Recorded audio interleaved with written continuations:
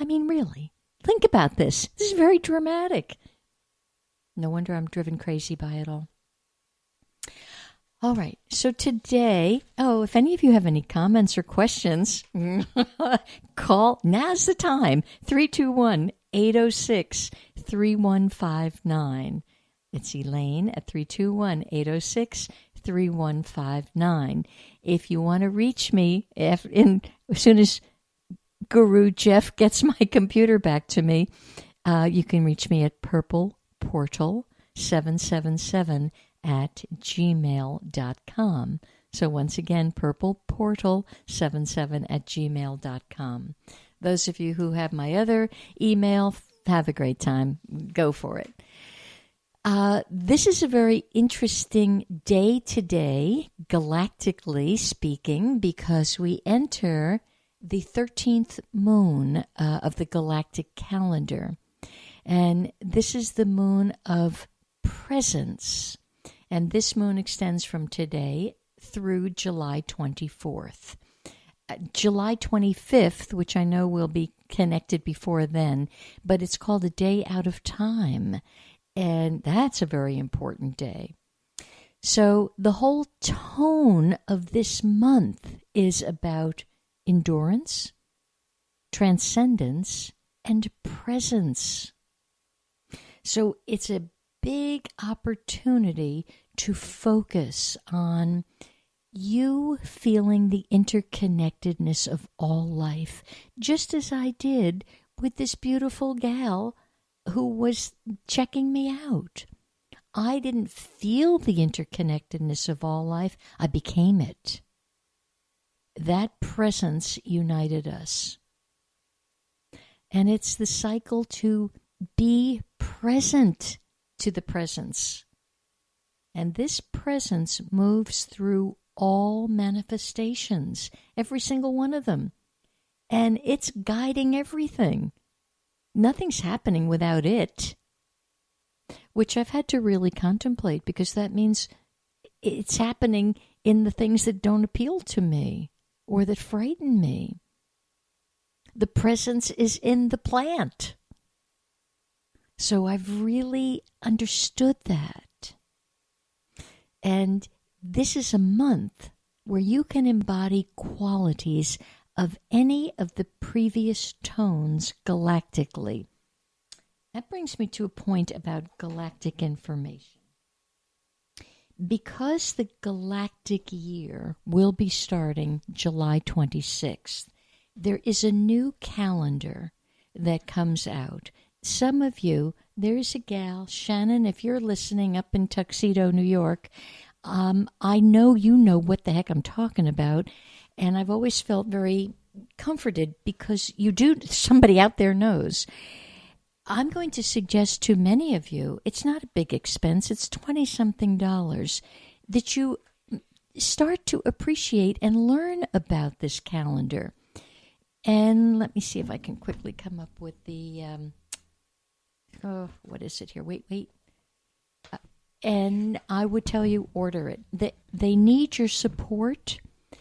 Not only do they need your support, I mean, this is done as a labor of love from these people, which I'm thinking, wow, I got a lot of love, but this is above and beyond what love, I mean, this is dedication. So it's time for us to support them, and it's time for you to benefit from the Galactic Calendar. So here's how you would do it. You would go on to 13, the number 13, moon, MOON.com. 13moon.com. Their whole thrust of energy is toward raising the frequency on planet Earth. Well, the only way you're going to raise the frequency on planet Earth is to raise your frequency. And we sort of overlook that part. All the do-gooders are busy raising the frequency on the planet while their life is a total wreck. No. Focus on raising your frequency. And we do it by loving service one to another, by being patient when you want to really tear somebody's head off, by never, ever overreacting. That's called walking the central path. If you don't overreact to something, you've raised your frequency. And therefore, you've made a special indentation on the entire planet Earth and raised her frequency. Another way to raise your frequency is called sincerity and a sense of inner purity. Sincerity is something that's among the missing for many, many people anymore. We've lost that ability to be sincere. I could see it in the people that were in front of me on the line before this dear, beautiful woman. They weren't sincere. Again, I'll use the word dismissive. And I hate to tell you, they were a different color than she.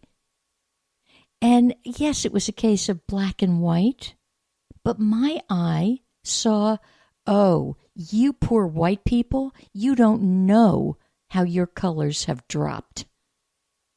This woman, her colors were ready to be ignited right away.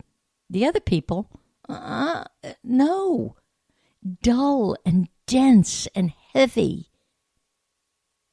And the heaviness was a heaviness of thinking and a heaviness of beliefs. So they weren't sincere. They didn't wish her well. Couldn't even look at her. So sincerity, very, very important in raising your frequency. And purity, that too. That's a lost word. As a little Catholic girl, I was terrified by that word because, oh my God, if you had an impure thought, you had to go to confession. I didn't even know what an impure thought meant in those days. But purity of spirit, that sense of, seeing things properly, looking at beauty and honoring it and respecting it. I look out at the trees right now, and where we live in South Florida, it's a virtual paradise and a kaleidoscope of color. And the trees are pure. And I breathe it in and thank them that they're so magnificent. I'll be out walking and I will stop and touch a bud or a little thing of a plant. I don't know much about plants, but I'll stop and tell it how pure and beautiful it is. And thankful. Another way to raise the planet and yourself. How about dropping your selfishness? We've become so selfish as a people, we don't even know we're selfish. We're selfish. We're selfish in how we behave to ourselves, actually. But we're certainly selfish in relationships. Cultivating the virtue of perseverance. This would raise your frequency. When you start something, finish it. That sounds easy enough. People tell me that's really hard. And it's become challenging. Not hard, it's challenging because we have so much that interferes with our ability to persevere. We're like little wild animals. On to the next thing. Quick, hurry, quick.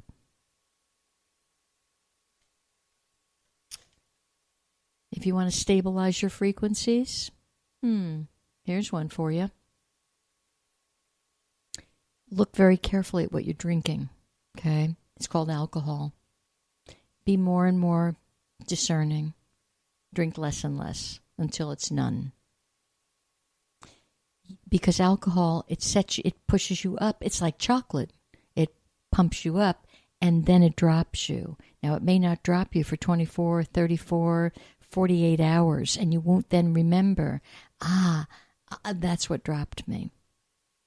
Same with food. If you want to change your frequency and stabilize into a higher frequency, choose better and better food, more food that's alive. I'd had a friend over the weekend. Her husband became quite incapacitated, would be the loving word to use. He actually almost couldn't even move. He was in such pain. And it was determined after a trip to the emergency room that he had gout. Maybe. I think it's a lot more than that, but that's what he's willing to take right now. I've been with him while he's had food, and I've been with the wife, and I understand the way the food's hurting them. I understand by their choices.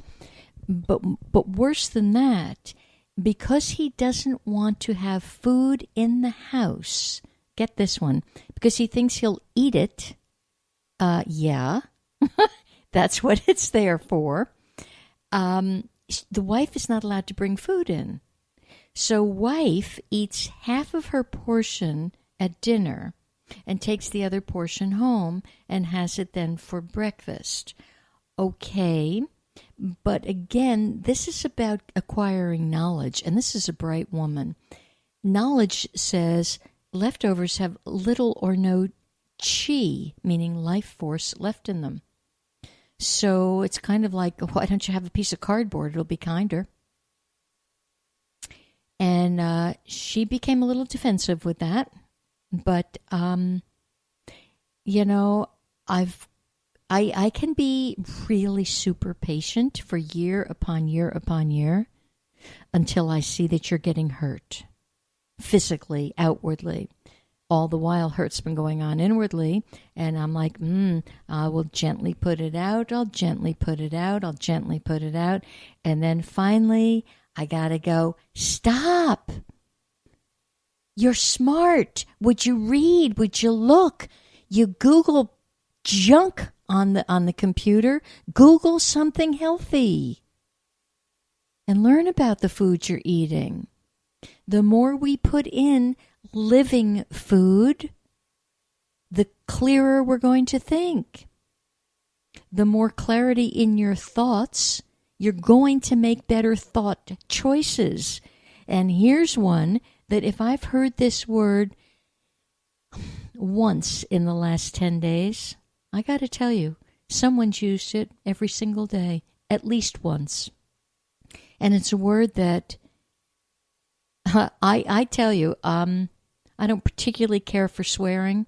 The F word, not particularly something I'm going to cotton to unless I got to get your attention. But this word, this is a 4-letter word that's actually, it supersedes the F word, and it's called hate. And I have heard people that know better, use the word hate and hatred with such force and such vengeance that I actually had to pull back. I couldn't even address it. And thank God it wasn't directed toward me, although I say that and think, well, that's really dumb because I am all in all, as you are. So if the hatred is directed toward Joe Schmo, it might as well be toward me under the law of one. I'm going to tell you this, and I'm going to repeat it 3 times.